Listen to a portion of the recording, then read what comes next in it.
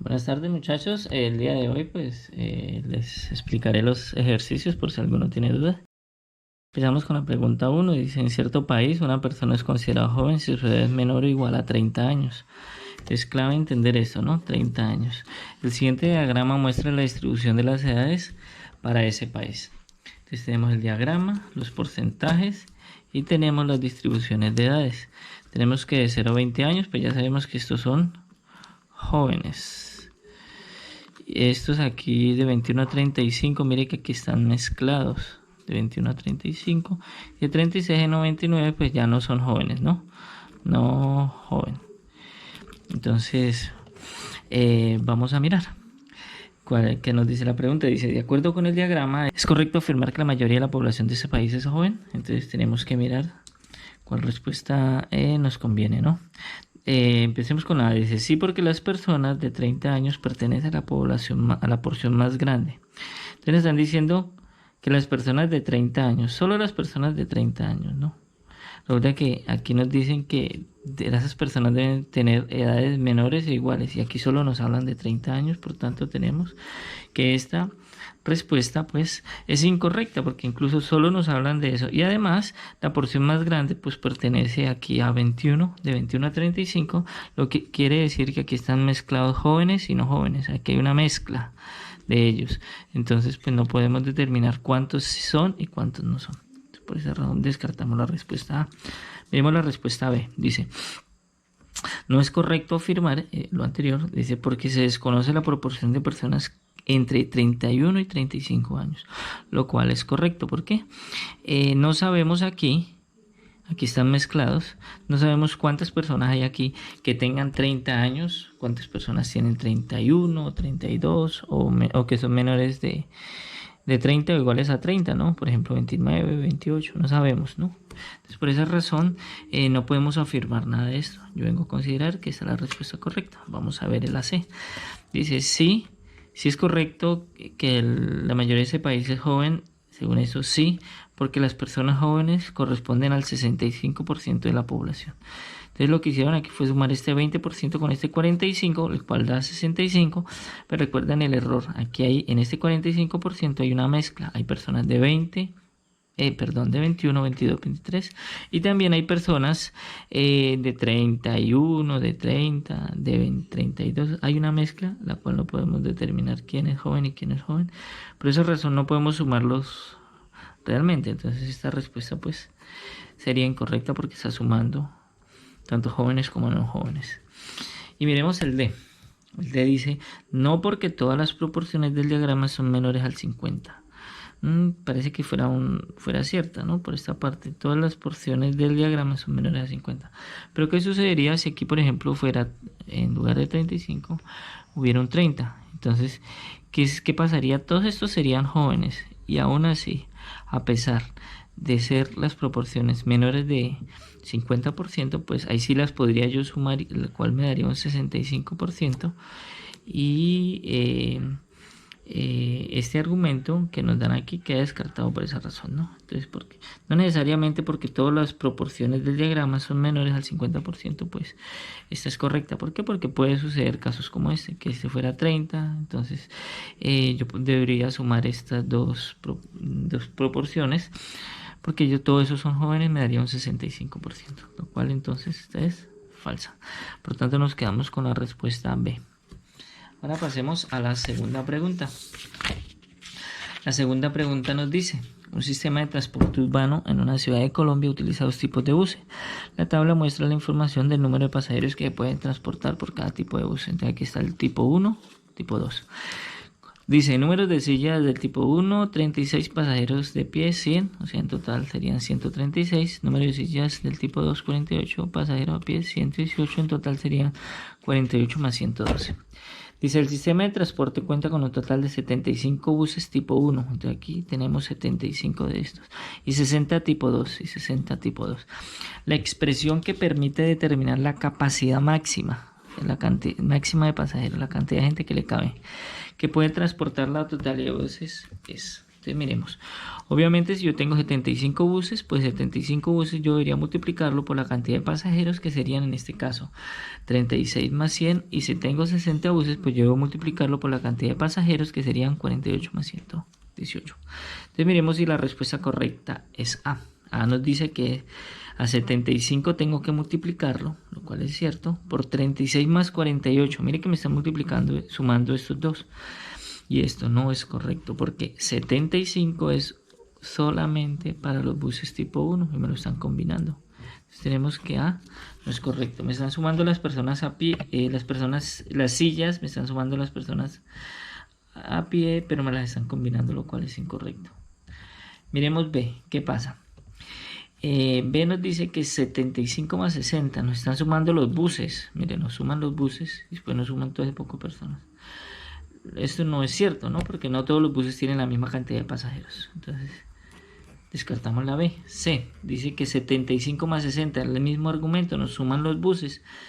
Y volvemos a descartarlo, ¿por qué? Porque no todos los buses tienen la misma cantidad de pasajeros. Uno puede tener más que el otro. Descartamos C. Ya sabemos que la respuesta correcta es D, pero analicémosla. Nos dice que 75 debemos sumarlo con 36, que son los números de sillas, más los pasajeros que le caben de pie, lo cual es correcto. Y a esto le debería sumar 60 tipo buses multiplicado por la cantidad de pasajeros que le caben, en este caso 48 en sillas, 112 a pie. Tenemos que la respuesta correcta entonces es la D. Miremos la pregunta 3. Como ustedes la tienen, aquí se ve pronto un poquito burda, pero ustedes la tienen en sus guías en casa, ¿no? Dice, una empresa de mensajería necesita 3 camiones para hacer sus envíos entre 3 ciudades diferentes, P, Q y R. La ubicación de las ciudades es una línea recta y las distancias se muestran en la gráfica. Entonces, mira, aquí está P, Q y R. Y dice que entre ellas hay 20 kilómetros.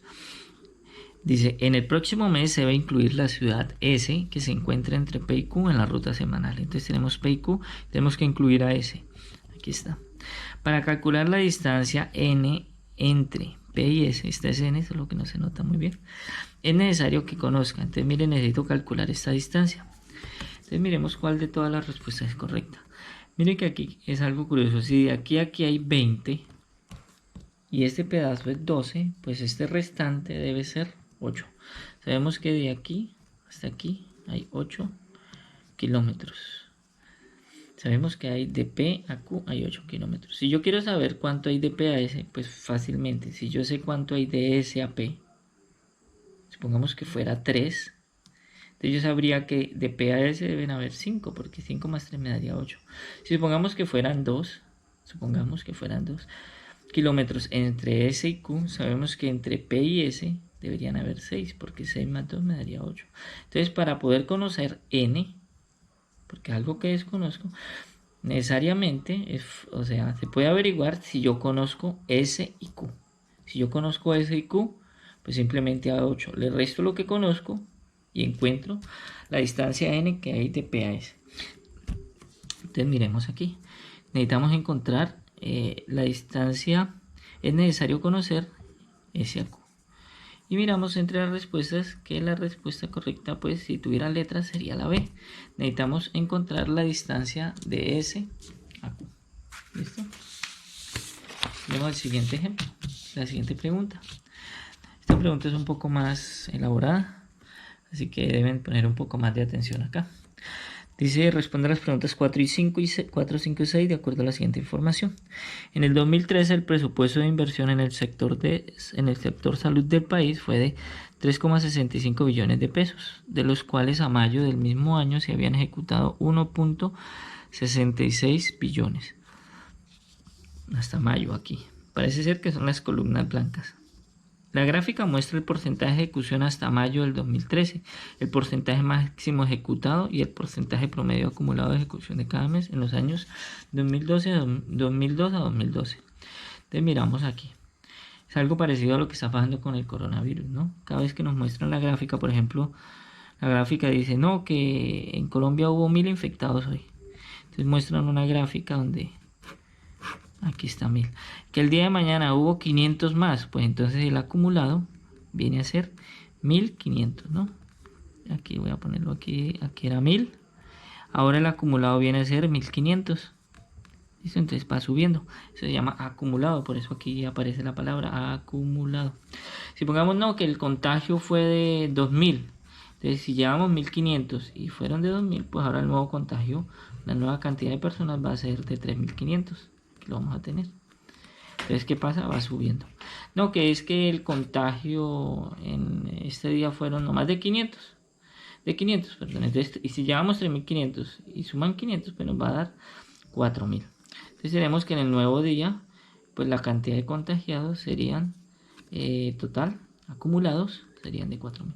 Eso está pasando aquí, ¿listo? Acumulados de ejecución en el sector salud. Entonces, están gastando plata y se está acumulando ahí. Por esa razón lo expresan en porcentajes y estos porcentajes oscilan o tienden hacia 100, perdón. Entonces tenemos aquí que lo blanco es ejecución del 2013, lo negrito es promedio del 2002 a 2012, el promedio de gasto cada mes. Y tenemos que la línea punteada, la línea pues con un punto, es el máximo de los gastos que han habido entre el 2012 o 2002-2012. Pregunta 4, miremos. Dice, en la gráfica el porcentaje acumulado de ejecución en un mes del 2013 nunca es menor al mes inmediatamente anterior. ¿Y esto se debe a qué? Mire, recuerden el ejemplo del COVID, ¿cierto? El ejemplo del COVID. En el primer día 1000, el otro día aumentaron 500 los casos, pero entonces el acumulado, simplemente si llevamos 1000 más 500, pues nos va a dar 1500. Mire que siempre es mayor. Entonces aquí vamos. No, que el nuevo contagio fueron 2000, pues si estábamos en 1500 y el nuevo contagio es 2000, pues suben a 3500, que lo habíamos dicho. Por ejemplo aquí, el nuevo contagio fue 500, como vemos entre 1500, pues ahora subimos a 4000. Y eso es lo que está pasando aquí y eso es lo que pregunta hace la pregunta 4. El porcentaje acumulado de ejecución en un mes del 2013 nunca es menor al mes inmediatamente anterior. Y esto se debe a que están diciendo, hey, no sucede esto. Que por ejemplo estamos en 1000 y bajamos a 500. Estamos en 1000, bajamos a 500, subimos a 2000, volvemos a bajar. No, siempre va subiendo. Y esto se debe a que, entonces miremos. La respuesta A dice, la gráfica muestra que el porcentaje de ejecución de cada mes siempre es mayor al promedio registrado en el periodo 2002-2012.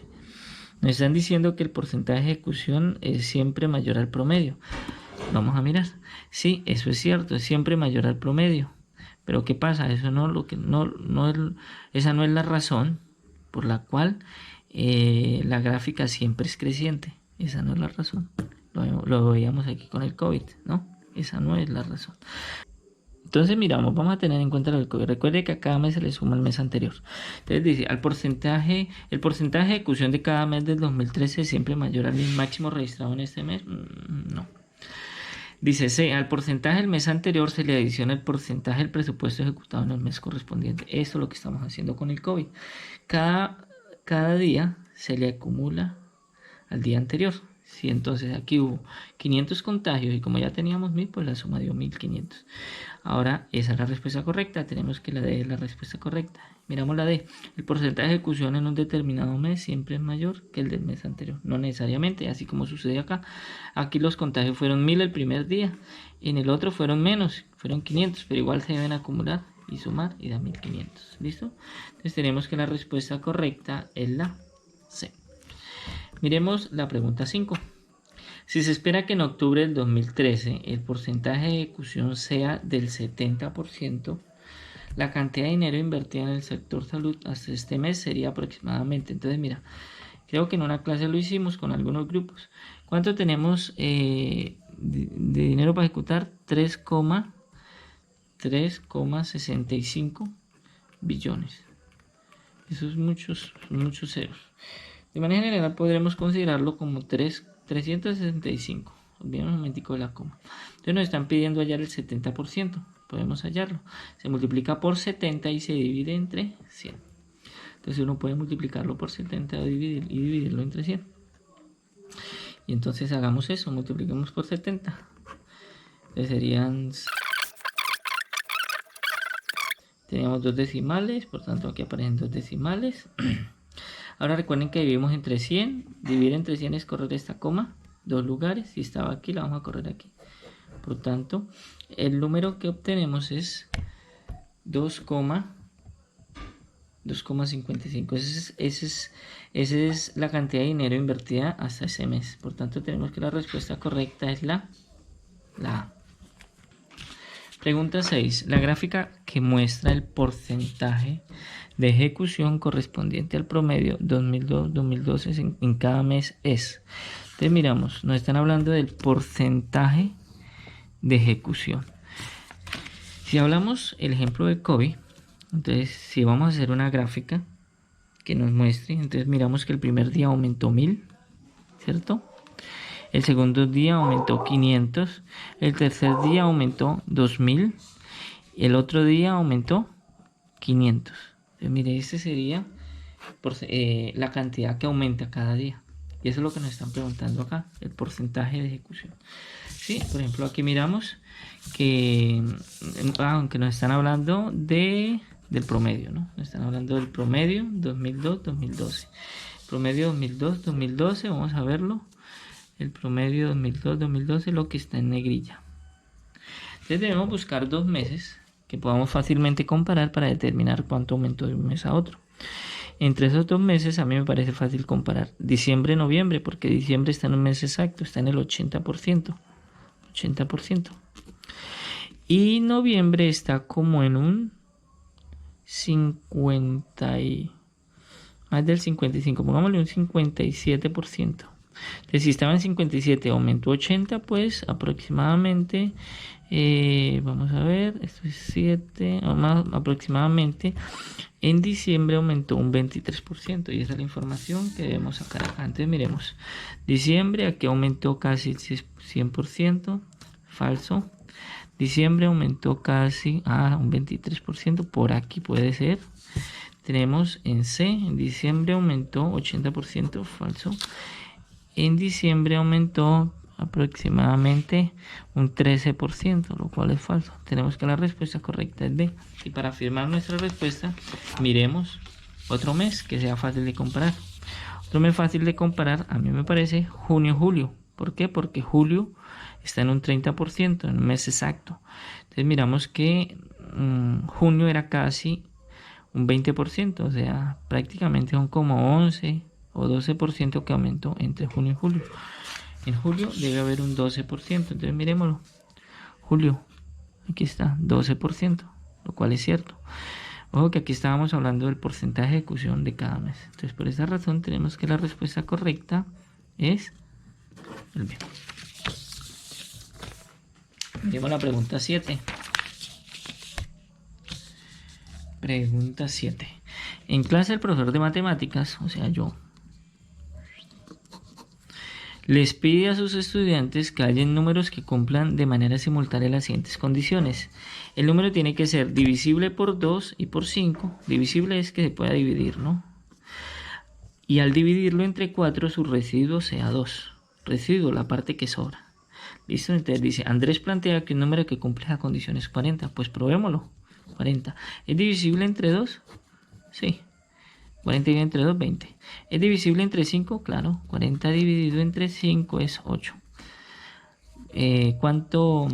40 dividido entre 2, 20, ¿no? ¿Cuánto sobra? Nada. 40 dividido entre 5, 8. ¿Cuánto sobra? Nada. Entonces miremos. ¿Cumple la primera condición? Sí. Es divisible entre 2 y entre 5. Y al dividirlo entre 4, su residuo sea 2. Vamos a dividir 40, dividirlo entre 4. Entonces miremos. 1 por 4, 4, 4, 0, bajo el 0, no se puede dividir, 0 el cociente. En este caso su residuo fue 0. Por lo tanto, vemos que el 40 no cumple con esa condición de que su residuo sea 2. Residuo lo que sobra acá, ¿no? Dice, respecto a la respuesta de Andrés, es verdadero afirmar que es incorrecta. Sabemos que es incorrecta, ¿no? Entonces eliminamos las correctas. Es incorrecta porque 40 también es divisible por 10. De eso no nos hablaron acá, ¿no? Miremos, es incorrecta porque al dividirlo entre 40, dividir 40 entre 4, que fue lo que hicimos acá, se obtiene un residuo diferente a 2. Muy bien, el residuo es diferente a 2, en este caso el residuo es 0. Y necesitamos encontrar que el residuo era 2. Entonces tenemos que la respuesta correcta, si tuvieran letras, sería la C, ¿cierto? Es incorrecta. Esta. Pregunta 8. Pregunta 8 dice, en la figura está sombreado un triángulo equilátero. Equilátero quiere decir que todos sus lados tienen igual longitud, miden lo mismo. Inscrito, recuerden la palabra inscrito. Inscrito es metido dentro de, eso se llama inscrito. Un triángulo inscrito, mire, lo está metido dentro de un rectángulo. Está inscrito dentro de un rectángulo. Al observar la figura, una persona afirma que el área del triángulo sombreado, lo que está en negrilla, es igual a 1/3 del área del rectángulo. Miremos, a 1/3 del área del rectángulo. Esta afirmación es, entonces miremos. Recuerden que si esto fuera la base y esto fuera la altura, entonces el área de ese rectángulo sería base por altura. Fácil, el área del rectángulo. Pero en ese caso, voy a poner el área del triángulo que está aquí, ¿cierto? Voy a ponerlo aquí, el área del triángulo sería igual a base por altura sobre 2. Entonces miramos que el área del triángulo es la mitad del área del rectángulo, mire. Son los mismos elementos, solo que en el triángulo simplemente se divide entre 2. Entonces me está indicando que el área de este triángulo es la mitad del rectángulo. Y teniendo eso en mente, pues miremos. Bueno, miremos. Dice, al observar la figura, una persona afirma que el área del triángulo sombreado es igual a 1/3, lo cual es falso. Habíamos dicho que el área del triángulo sombreado es la mitad del área del rectángulo. Eso habíamos dicho, ¿no? Entonces, si el área sombreada es la mitad, pues la otra mitad debe ser el área no sombreada, o sea, la blanca. ¿Listo? Entonces tenemos la mitad lo negro, la mitad lo blanco. Esta afirmación es incorrecta, la afirmación de 1/3. Es incorrecta porque el área sombreada es igual a la no sombreada. Lo que habíamos dicho, el área negra debe ser igual al área blanca, porque aquí nos están diciendo, este es el área negra, área sombreada, ¿no? Si el área sombreada es la mitad, pues el área no sombreada es la mitad también. La sombreada es la mitad, la no sombreada es la mitad también. Entonces, tenemos que la respuesta correcta es la primera. De todos modos, analicemos las otras. Dice correcta porque se dividió el cuadrilátero en 3 partes. Se divide en 3 partes, pero no todas son iguales, ¿no? Esto es falso. Incorrecta porque el área del triángulo es igual a la del cuadrilátero. Falso, porque el área del triángulo es la mitad, lo habíamos dicho. Correcta porque las dos figuras tienen la misma base. Falso. Pueden tener la misma base, pero ¿qué? Esta, de todos modos, ocupa menos espacio que el rectángulo. ¿Listo, muchachos? Tenemos entonces que la respuesta correcta, si tuviera letras, sería la A. Leemos ese sí es un poco más complicadito, un poquitico más de atención. Dice, responda a la pregunta 9 de acuerdo a la siguiente información.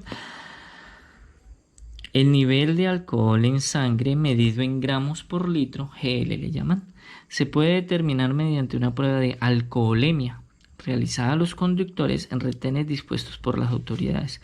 Algunas legislaciones permiten conducir a una persona con un máximo de 0,5 gramos por litro, ya que a partir de esta concentración de alcohol se altera el comportamiento normal y la probabilidad de que se presente un accidente aumenta.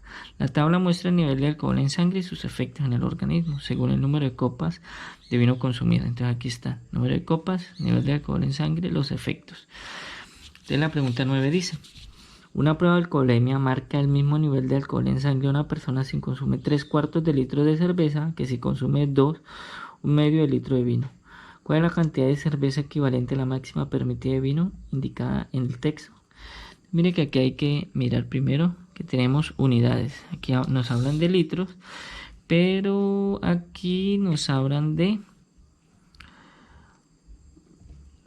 mililitros. Por aquí nos hablan de mililitros. ¿Listo? Entonces tenemos que hablar un mismo idioma. Tenemos que convertir uno en el otro. Y lo más fácil es convertir litros a mililitros. ¿Listo? Entonces tenemos, recuerden que un litro, así como lo dice su palabra, un litro pues equivale a ¿qué? A 1000, como le dice la palabra, 1000 mililitros.